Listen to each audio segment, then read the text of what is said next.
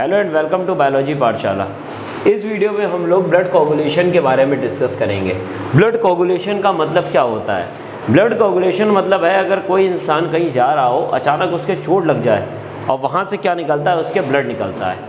अब अगर उसको ब्लड को अगर उस जगह को हम थोड़ी देर के लिए दबा दें और अब फिर देखते हैं तो वहाँ से ब्लड का बाहर निकलना बंद हो जाता है। तो इसके मतलब ब्लड क्या हो गया, कोगुलेट हो गया है, ब्लड वो जम गया है और ब्लड जमने की ही प्रोसेस हमारी क्या कहलाई है, हमारी ब्लड कोगुलेशन कहलाती है।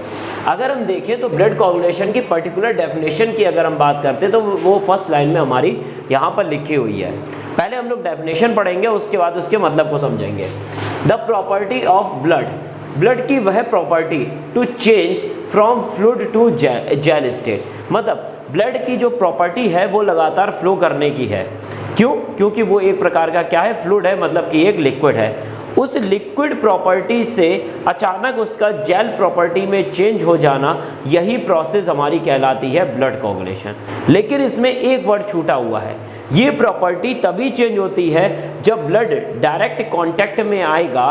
किसके कांटेक्ट में आएगा? हमारे एयर के कांटेक्ट में। इसके मतलब फ्लूइड से अगर जेल स्टेट में ब्लड चेंज होगा और किसके कांटेक्ट में आने पर चेंज होगा? एयर के कांटेक्ट में आने पर चेंज होगा। यही प्रोसेस हमारी क्या कहलाती है? ब्लड कोगुलेशन कहलाती है।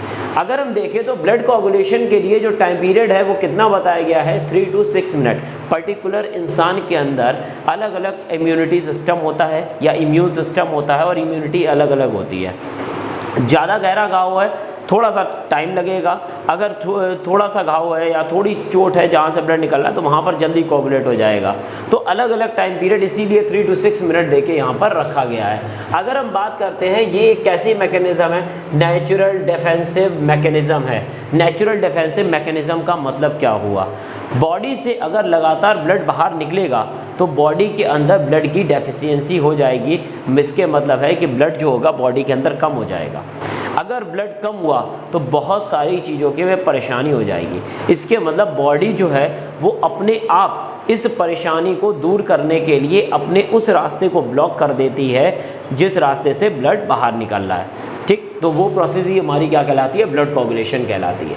अगर हम बात करें, ब्लड कोगुलेशन एक प्रोसेस है। इसके मतलब अगर ये प्रोसेस हो रही है तो उसकी कोई ना कोई मैकेनिज़्म होगी। तो मैकेनिज़्म अगर हम देखते हैं तो मैकेनिज़्म इसकी जिस साइंटिस्ट ने दी थी उनका नाम है बिग्स और मैकफार्लैन। मैकफार्लैन और बिग दो साइंटिस्ट थे जिन्होंने 1966 में ये इस मैकेनिज़्म के बारे में बताया। मैकेनिज़्म के बारे में जानने से पहले हम थोड़ा एक कमिटी है उसके बारे में हम बात करते हैं। एक कम्युनिटी है जिसका नाम है international committee of blood coagulation. ठीक, international committee of blood coagulation. इसका मतलब है, इन्होंने ये हम क्यों बता रहे हैं ये देखिए, ये एक कमिटी है जिसने 1954 में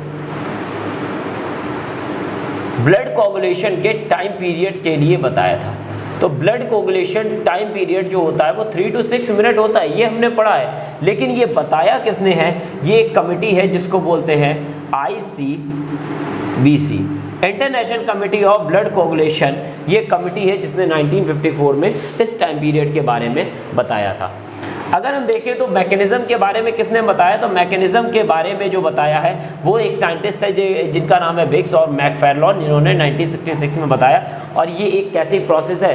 कैस्केड मैकेनिज़्म है। कैस्केड मैकेनिज़्म, क्वेश्चन अराइज होता है ये कैस्केड मैकेनिज़्म आखिर होता क्या है? अगर हम बात करें ये कैस्केड मैकेनिज़्म की, अगर हम बात करते हैं तो कैस्केड मैकेनिज़्म वो फिनोमिना होती है जिसमें लगातार मल्टीपल टाइम्स रिएक्शंस चलती रहती है। मतलब एक रिएक्शन खत्म होती है, दूसरी रिएक्शन स्टार्ट हो जाती है, दूसरी खत्म होती है तो तीसरी स्टार्ट हो जाती है। तो इसके मतलब ये जो फिनोमिना है, ये जो मैकेनिज़्म है, ये हमारी कैसी मैकेनिज़्म है? कैस्केड मैकेनिज़्म है। इस बात को साबित करने के लिए हम इस पूरी प्रोसेस को पढ़ेंगे और फिर ये चीज़ हमको बहुत बेहतर से समझ में आएगी। सबसे पहले मान लीजिए ये स्किन है और स्किन के नीचे ये है हमारी ब्लड वेसल्स।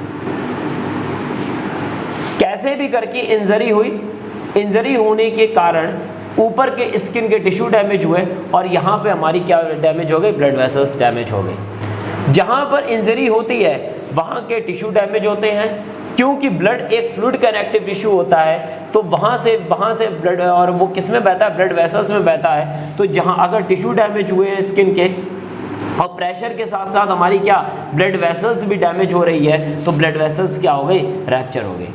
रैप्चर होने से ब्लड जो है वो यहाँ से बाहर की तरफ निकलने लगा। जब ये बाहर की तरफ निकलता है तो ब्लड के जो 3 पार्ट होते हैं उनमें सबसे पहला हमारा होता है प्लाज्मा, दूसरा कार्पसल्स और तीसरा होता है प्लेटलेट्स। ये प्लेटलेट्स जो होते हैं वो तुरंत इंफॉर्मेशन पहुंचाने का काम करते हैं ब्रेन को कि अब हमारी बॉडी के अंदर एक जगह रैप्चर की प्रोसेस हुई है, ब्लड वेसल्स रैप्चर हो गई है और वहाँ पर ब्लड कोगुलेशन फिनोमेना स्टार्ट होना है। जब ये ब्लड कोगुलेशन फिनोमेना स्टार्ट होना है, यहीं पर ये प्लेटलेट्स जो होती है वो क्या करती है, ये एक फैक्टर को रिलीज़ करती है जिसका नाम है थ्रोम्बोकाइनेस। तो आपको ये याद रखना है, ये एक क्वेश्चन अराइज होता है, थ्रोम्बोकाइनेस या फिर थ्रोम्बोप्लास्टिन जो एक फैक्टर है वो कहाँ से रिलीज़ होता है, तो वो उस जगह से रिलीज़ होता है जहाँ पर ब्लड वेसल्स रैप्चर होती है। ठीक, अभी मैंने आपको एक नाम बताया था ICBC,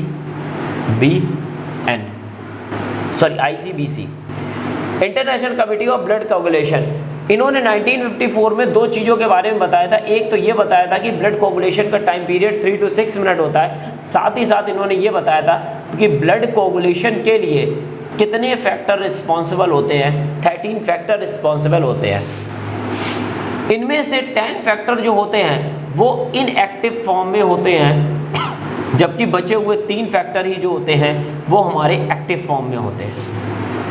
लेकिन ये जो अच्छा, साथ ही साथ एक चीज़ और याद रखिए, जो इनमें से 13 फैक्टर हैं, इनमें से मोस्टली जो फैक्टर्स हैं उनका फॉर्मेशन जो है वो कहाँ होता है, लिवर में होता है। तो ICBC ने 1954 में इसके टाइम पीरियड के बारे में बताया था, प्लस ये भी बताया था कि कितने फैक्टर ब्लड कोगुलेशन के लिए रिस्पॉन्सिबल है, 13। क्वेश्चन आपको ये बहुत अच्छे से याद रखना है कि कितने फैक्टर होते हैं, 13 फैक्टर होते हैं। उनमें से सबसे पहला जो फैक्टर निकलता है वो हमारा थ्रोम्बोकाइनेस होता है। तो थ्रोम्बोकाइनेस वो फैक्टर होता है जहाँ पर ब्लड वेसल्स रैप्चर होती है, वहाँ से ही हमारा एक फैक्टर निकलता है जिसको बोलते हैं थ्रोम्बोकाइनेस। जब ये थ्रोम्बोकाइनेस या थ्रोम्बोप्लास्टिन निकला, इसने कन्वर्ट कर दिया या चेंज कर दिया ब्लड प्लाज्मा के अंदर पाई जाने वाली एक प्रोटीन को, जिसको हम लोग क्या बोलते हैं, प्रोथ्रोम्बिन को इसने किसमें चेंज कर दिया, थ्रोम्बिन में चेंज कर दिया। किसने किया है चेंज, तो थ्रोम्बोप्लास्टिन। तो थ्रोम्बोप्लास्टिन रैप्चर वाली इस जगह से निकली और इसने क्या किया, ब्लड प्लाज्मा के अंदर जो प्रोथ्रोम्बिन प्रोटीन पाई जाती है उसको किसमें कन्वर्ट कर दिया, थ्रोम्बिन में कन्वर्ट कर दिया। जैसे ही ये थ्रोम्बिन जो है वो हमारा, ये मान लीजिए आप इन 13 फैक्टर में ये सेकेंड फैक्टर है जो ये रिलीज़ हुआ है। जैसे ही ये थ्रोम्बिन जो है एनोदर फैक्टर को रिलीज़ करने, जैसे ही ये थ्रोम्बिन एनोदर फैक्टर जो है रिलीज़ हुआ, वैसा ही ये थ्रोम्बिन क्या करेगा, एक और चीज़ को, एक और फैक्टर को कन्वर्ट करेगा। अब कौन से फैक्टर को कन्वर्ट करेगा, ये जो हमारा फैक्टर है ये है फाइब्रिनोजन। ये जो फैक्टर है, जो फाइब्रिनोजन है, ये एक प्रकार की जो फैक्टर है वो एक प्रोटीन है जो हमेशा किस फॉर्म में रहता है, सॉल्युबल फॉर्म में। मतलब ब्लड के अंदर फाइब्रिनोजन जो होता है वो सॉल्युबल फॉर्म में होता है, इसीलिए ब्लड के वेसल्स के अंदर बिना रैप्चर के कभी भी ब्लड के बीचों बीच क्लॉटिंग नहीं होती है। अगर कभी कोई ऐसी प्रोसेस हो जाती है या बॉडी के अंदर ऐसी इरेगुलरिटीज़ आ जाएंगी, तभी ब्लड जो है वो अचानक जो है वो कोगुलेट होना स्टार्ट हो जाएगा। लेकिन तब भी ये फाइब्रिनोजन नहीं कोगुलेट करेगा। कौन करेगा, सॉल्युबल फाइब्रिनोजन जो प्रोटीन होती है, जब इसको थ्रोम्बिन का साथ मिल जाता है या थ्रोम्बिन इसको कहता है कि अब आपको किस में कन्वर्ट होना है, एक अगले फैक्टर में कन्वर्ट होना है जिसको हम लोग क्या बोलते हैं, फाइब्रिन बोलते हैं।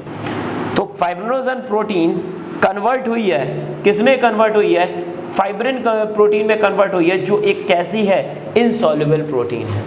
ठीक, ये फाइब्रिन जो प्रोटीन है, अच्छा अभी तक जितनी भी प्रोसेस देख रहे हैं, ये लगभग और लगभग जिस टाइम रैप्चर होता है वहाँ से 13 से लेकर 19 सेकंड की प्रोसेस होती है। मतलब कि इतनी सारी प्रोसेस होने में केवल और केवल इतना टाइम पीरियड लगता है।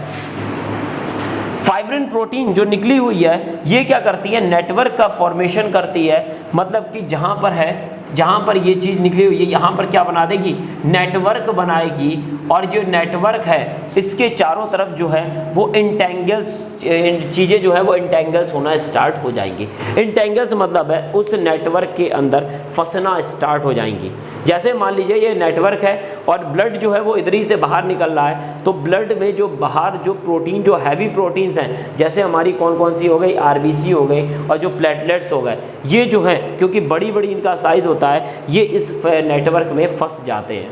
फंसने के बाद में क्योंकि ये नेटवर्क में फंस गए हैं और थोड़ी देर के बाद में ये एयर से साथ कांटेक्ट करने के बाद में इनके अंदर जो लिक्विड मटेरियल होता है वो धीमे धीमे जो होता है वो डेड होने लगता है। आरबीसी और ब्लड प्लेटलेट्स ये दोनों क्या होती हैं, ये क्या बनाती है, क्लॉट बना देती हैं या फिर क्या बना देती हैं, प्लग बना देती हैं। मतलब 19 सेकंड अगर हम छोड़ दें, बाकी जितना भी टाइम पीरियड है वो हमारे क्लॉट होने में लगता है। एक बार हम इस प्रोसेस को दोबारा देखते हैं। ब्लड कोआगुलेशन क्या होता है, प्रॉपर्टी ऑफ ब्लड, ब्लड की वह प्रॉपर्टी जो फ्लूइड से जेल में कन्वर्ट होती है, लेकिन कब कन्वर्ट होती है, जब एयर के कांटेक्ट में आती है। इसका टाइम पीरियड कितना होता है, 3 to 6 मिनट होता है, जिसको किसने बताया था, international committee of blood coagulation ने बताया था, 1954 में बताया था। साथ ही साथ ये भी बताया है कि ब्लड कोआगुलेशन की फिनोमेना के लिए अबाउट 13 फैक्टर रिस्पॉन्सिबल्स होते हैं। इन 13 फैक्टर में 10 इनएक्टिव फॉर्म में होते हैं, 3 जो होते हैं वो हमेशा एक्टिव फॉर्म में होते हैं। और इन 13 में से मोस्टली फैक्टर जो हैं वो हमारे कहाँ से निकलते हैं, लिवर से निकलते हैं। अगर हम बात करते हैं कि मिक्स की मैकेनिज्म जो होती है वो दो साइंटिस्ट ने दी थी, एक का नाम है बिग्स और दूसरे का नाम है मैकफार्लॉन। इन्होंने कब ये क्लॉटिंग की फिनोमेना दी थी, 1966 में दी थी ये फिनोमेना। ब्लड कोआगुलेशन एक कैसी प्रोसेस है, कैस्केड मैकेनिज्म है, मतलब एक रिएक्शन खत्म हुई, दूसरी रिएक्शन वहीं से स्टार्ट, फिर सेकंड खत्म हुई, फिर वहाँ से एक नेक्स्ट रिएक्शन स्टार्ट। तो जब रिएक्शन चेन ऑफ रिएक्शंस आती हैं तो ऐसी मैकेनिज्म को हम लोग क्या बोलते हैं, कैस्केड मैकेनिज्म बोलते हैं। सबसे पहले जहाँ पर कोई भी चोट वगैरह लगी वहाँ के टिश्यू डैमेज हुए, टिश्यू डैमेज होने के साथ साथ वो ब्लड वेसल्स डैमेज हुई, ब्लड वेसल डैमेज हुई, इसके मतलब ब्लड जो है वो आउटफ्लो हो जाएगा। ब्लड जैसे ही आउटफ्लो हुआ वहाँ से एक प्लेटलेट्स ने एक कोआगुलेशन की फिनोमेना स्टार्ट करने के लिए एक साइन दिया, और वो साइन एक प्रोटीन की फॉर्म में होता है जिसको हम लोग बोलते हैं थ्रोम्बोप्लास्टिन बोलते हैं, या फिर एक एंजाइम थ्रोम्बोकाइनेज। थ्रोम्बोकाइनेज या थ्रोम्बोप्लास्टिन कन्वर्ट करता है ब्लड प्लाज्मा के अंदर पाई जाने वाली प्रोथ्रोम्बिन प्रोटीन को थ्रोम्बिन प्रोटीन में। थ्रोम्बिन प्रोटीन जैसा ही एक्टिव होता है वैसे ही थ्रोम्बिन प्रोटीन वापस कन्वर्ट करेगा सॉल्युबल प्रोटीन फाइब्रिनोजन को इनसॉल्युबल फाइब्रिन में कन्वर्ट करेगा। क्यों कन्वर्ट करता है, ताकि क्या बना सके, नेटवर्क बन सके, छोटे छोटे फाइबर्स के नेटवर्क बन सके जिनमें इंटेंगल्स हो जाती हैं, मतलब फंस जाती हैं आरबीसी और ब्लड प्लेटलेट्स, जहाँ पर क्या बन जाता है, ब्लड का क्लॉट बन जाता है। तो ये जो हमारी फिनोमेना है ये हमारी ब्लड कोआगुलेशन की फिनोमेना थी। आप इस चीज़ का स्क्रीनशॉट भी ले सकते हैं।